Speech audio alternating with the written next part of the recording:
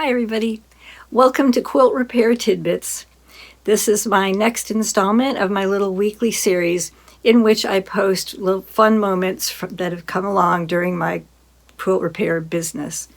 This week I'm going to be discussing a prize-winning family quilt. So I suggest you stick around and check out the great details and the design skills that were used in making this quilt. It's about as perfect as a quilt can get.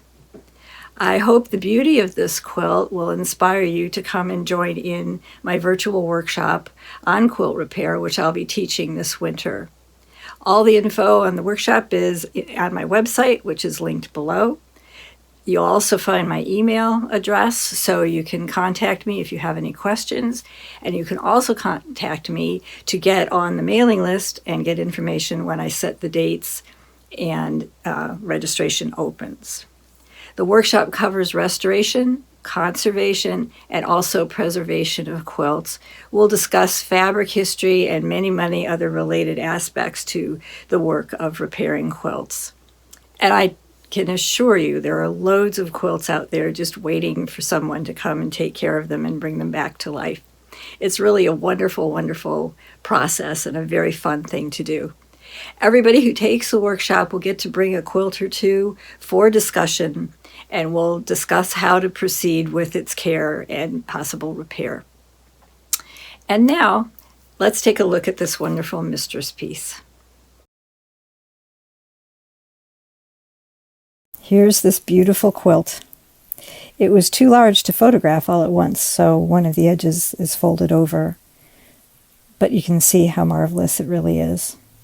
Here's a close-up of the applique block. Very graceful, very lovely. Here's a close-up of the border.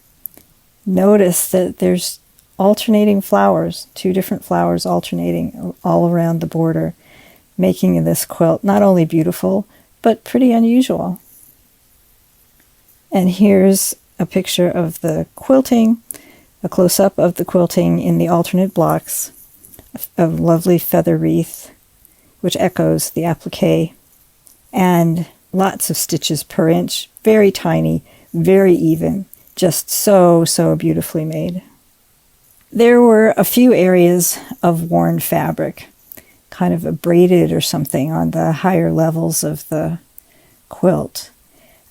Since the owner, my friend, was planning to continue storing the quilt, not displaying, not using, thank goodness, not even laying on the bed, we decided against doing any stitching at all into the weakened fabrics and left these worn areas as is.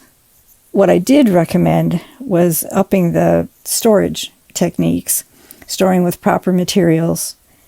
What's especially important in this case is padding the folds with acid-free tissue paper rolls and also periodically refolding the quilt along different lines. Both of these ideas will avoid worsening the creases that have already started to form, and they're pretty serious, deep ones, really. And they're dangerous because creases like this could eventually lead to more fabric damage. Here's the label stitched to the back, claiming the prize. It was the Women's Day Sweepstakes Prize for applique. Well deserved, I'm sure.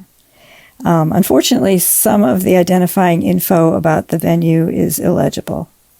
The quilt quite likely dates to the 1930s or so. So I hope you enjoyed taking a look at this quilt, and will think about coming to learn how to take care of these beauties. You'll see more and more of them as you learn how to do this work.